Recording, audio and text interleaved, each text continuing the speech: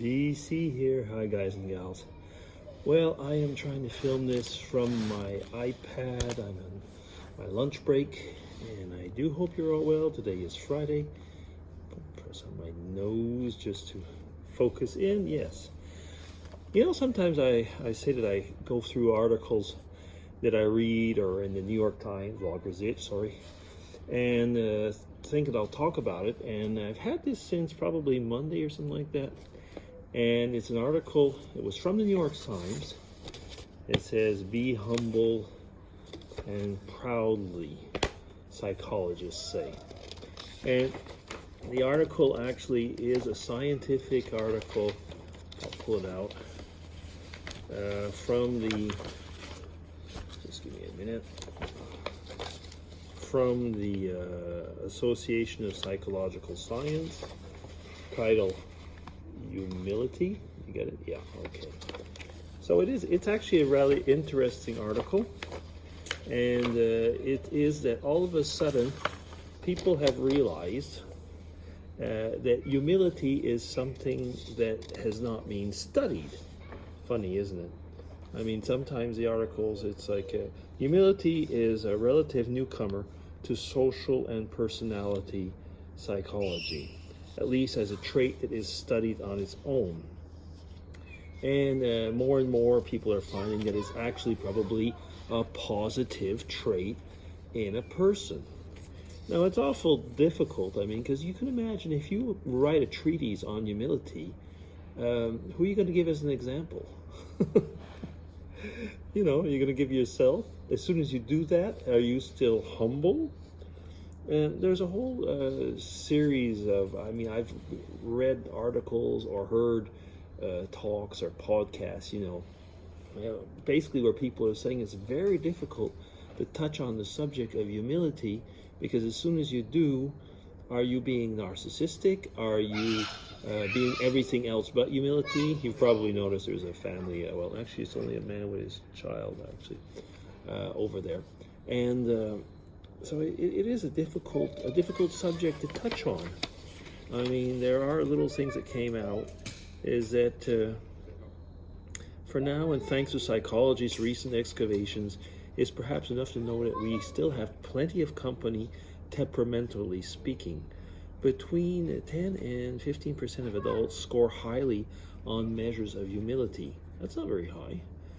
Depending on the rating scales, that's at least 25 million humble people in this country, so the USA alone. So that's actually not very many humble people, is it?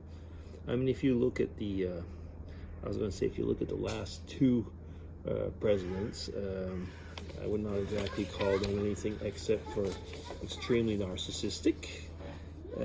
Some of them, especially the one before this one, was always using I in his speeches. So I don't know. Maybe that is it's a kind of self-imposed humility. Whatever. Let's not get into politics. So yeah, I mean, they've looked at. I wonder how they measure it. Sometimes they measure, I mean, with political affiliation, but often it's linked strongly to curiosity, reflection, and open-mindedness. Other people have looked into questionnaires, what they call intellectual humility, whatever that's supposed to mean.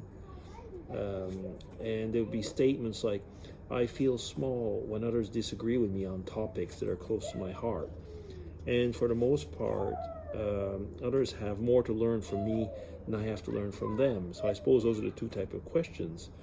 So that those that scored highly on humility, not that they boast about it, also scored lower on measures of political and ideological polarization, whether they be conservative or liberals. Now, I guess that probably part of that comes from the fact of trying, to push your agenda. But I don't know. I mean, does that really have to do with humility? I mean, sometimes you will know that you are right on something. Does being humble mean, submissive? I don't think so, actually. I don't think so. I think that submission and humility and even assertion are two different, are a whole bunch of different things.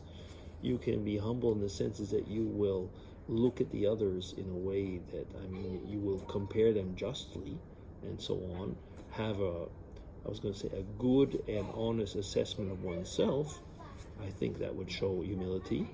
Humility should not mean, pushing yourself under a rock. You have to know what you're good at and what you're not good at, and so on.